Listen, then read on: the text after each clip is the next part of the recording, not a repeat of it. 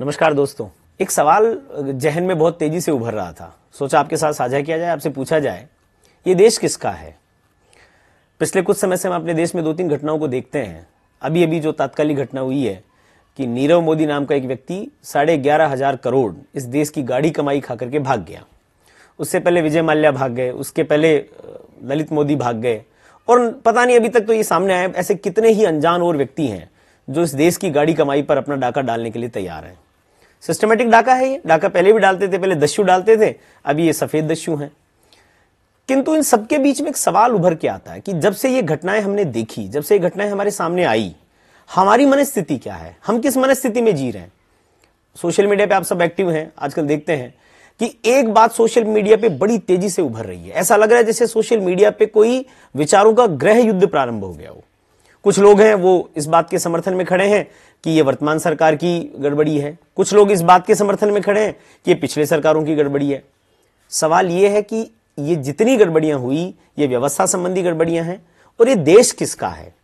यदि इस देश का युवा, यदि इस देश का व्यक्ति केवल और केवल इसी सोशल मीडिया के युद्ध में उलझा रहेगा, वो न देश के बारे में सोच पाएगा, न वो देश के बारे में कोई नए विचार ला पाएगा, तो मुझे नहीं लगता कि इन समस्याओं का समाधान निकलेगा।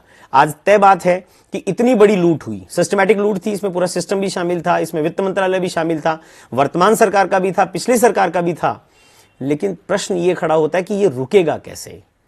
हमने अपने इतिहास से सीखे नहीं ली। हमने देखा कि जब सोमनाथ के मंदिर को जब लूटने की बारी आई तो सब लोग बैठे हुए परिणाम चाहते थे कि इस युद्ध का परिणाम हमें पता चले, लेकिन वो लड़ाई में शामिल नहीं थे। आज भी यही हो रहा है। देखिए, राजनीतिक लोग हैं, वो अपना राजनीतिक काम करेंगे। इस देश को भाजपा और कांग्रेस ने नहीं बनाया। इस देश की पहचान भी इस बात से नहीं कि हमारे यहां नेता कितने अच्छे हुए। इस देश की पहचान है इसकी पारंपरिक संस्कृति से। इस देश को सैनिक बनाता है, वो अपना खून बहाता है। इस देश को किसान बनाता है, वो अपना पसीना रक्त की भांति बहाता है। इस देश को वैज्ञानिक बनाते हैं, इस देश को विद्यार्थी बनाते हैं। एक भूमिका राजनीतिज्ञों की भी होती है। लेकिन यदि आज पूरी व्यवस्था ही केवल इसी राजनीतिक परिचर्चा में उलझ के रह जाएगी कि मोदी बेहतर है कि मनमोहन सिंह बेहतर है, यूपीए बेहतर है कि एनडीए बेहतर है, तो मुझे लगता है कि हम देश के मुख्य मुद्दों पर ध्यान नहीं ले जा पाएंगे। एक कॉमर्स के विद्यार्थी होने के नाते, एक कॉमर्स के व्यक्ति होने के नाते जब मैं इस पूरे घोटाले की तह तक जाता हूं या सोचता हूं, मैं आपको ये नहीं बताने जा रहा हूं कि घोटाला कैसे हुआ, क्या हुआ, क्योंकि इसकी तो बहुत सारी जानकारी आपको सोशल मीडिया पे मिल जाएंगी। मैं सिर्फ आपका ध्यान इस बात की ओर आकृष्ट करना चाहता हूं कि ये घोटाला कितना सिस्टमैटिक ढंग से पूरी व्यवस्था को शामिल करते हुए किया गया।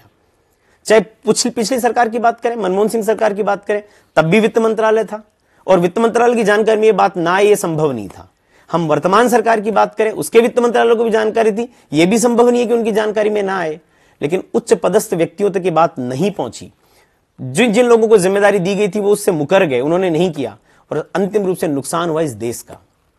और मैं उस नुकसान से ज्यादा, वो आर्थिक नुकसान है, हम उसकी फिर से भरपाई कर लेंगे, लेकिन उसके बाद में जिस तरह से पूरा देश दो धड़ों में बटा हुआ दिखाई दिया। मुख्य मुद्दा था घोटाला हुआ, गड़बड़ हुई, उसके ऊपर ध्यान जाना, लेकिन हमारा वहां से ध्यान भटका करके राजनीतिक तरफ लाया गया। दोनों तरफ के पक्षकार हैं, वो तलवारें निकाले खड़े हैं। एक कह रहे हैं कि मोदी सही है, दूसरा कह रहा है मनमोहन सिंह सही है। ये देश मोदी और मनमोहन का नहीं है। प्रधानमंत्री मोदी बने चाहे राहुल बने, इससे फर्क नहीं पड़ने वाला। फर्क इस बात से पड़ने वाला है कि ये देश आम व्यक्ति ने, आम मानवी ने बनाया है, और उस मानवी की पूरी क्षमता इस देश को आगे बढ़ाने में लगे। हमें विचार ये करना होगा, हमें इनसे बाहर निकलना पड़ेगा। वो राजनीतिक लोग हैं, वो राजनीति नहीं करेंगे तो क्या करेंगे। अब जैसे आम आदमी अपनी जिंदगी का काम करता है, वो अपना काम कर रहे हैं। लेकिन मैं चाहता हूं कि इस वीडियो के माध्यम से उन सारे लोगों तक संदेश भिजवाएं जो सोशल मीडिया को केवल और केवल राजनीतिक रंग से भर चुके हैं। जहां देखिए केवल समय, श्रम, ऊर्जा इसी में लग रही है कि इसे साबित करो, इसे गलत साबित करो, इसे सही साबित करो। दोस्तों, हमें इससे बाहर निकलना पड़ेगा। यह देश तेजी से बदल रहा है, हम बदल रहे हैं। इस देश ने 2010 में एक बड़ी क्रांति देखी। वो अपने आप में सामाजिक क्रांति थी कि लगभग 8-10 हजार रुपए की पेंशन पाने वाला एक अन्ना हजारे खड़ा हुआ और उसने पूरे देश के मानस को बदल करके रख दिया। उसके परिणाम क्या रहे वो अलग विषय है। उसके पश्चात हमने 2014 में भी एक राजनीतिक क्रांति देखी। इस देश के मानवी का हमने परिपक्व मस्तिष्क देखा कि उसने खिचड़ी सरकारों को खारिज कर दिया।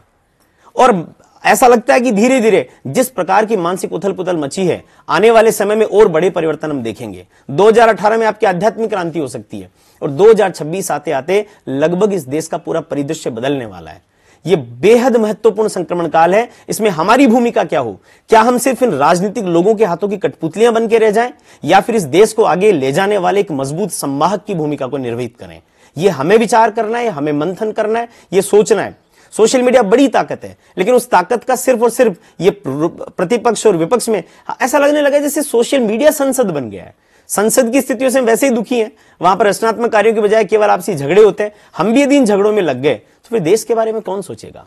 आइए मिलते हैं, इस देश को और बेहतर बनाने की ओर सोचते हैं, और सोशल मीडिया का जो एक प्रबल हथियार है, इस हथियार को देश की बेहतरी में कैसे काम लिया जा सके, उसके ऊपर हमें मंथन करना पड़ेगा, उसके ऊपर विचार करना पड़ेगा।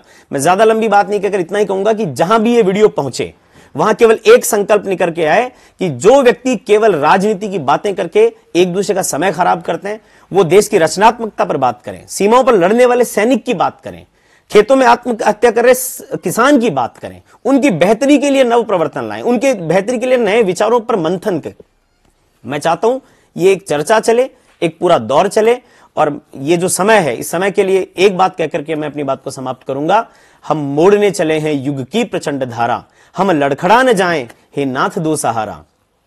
दुष्वृत्तियां बढ़ी हैं, उनको उखाड़ना है, छल कंस कर रहा है, उसको पछाड़ना है, स्वार्थ की बस्तियों को अब तो उजाड़ना है। गिरते हैं उठते हैं, हे नाथ दो सहारा, हे नाथ दो सहारा। आप सभी को बहुत बहुत धन्यवाद। आप सबके जीवन की मंगलमयी कामनाओं के साथ यही विचार सब तक प्रेषित हो कि हम इन सब चीजों से बाहर निकलें, इस देश को लूटने वालों का प्रखर विरोध करें, चुप नहीं रहें, और इस देश को एक बेहतर देश बना सकें। इन्हीं मंगल कामनाओं के साथ बहुत बहुत धन्यवाद, बहुत बहुत आभार।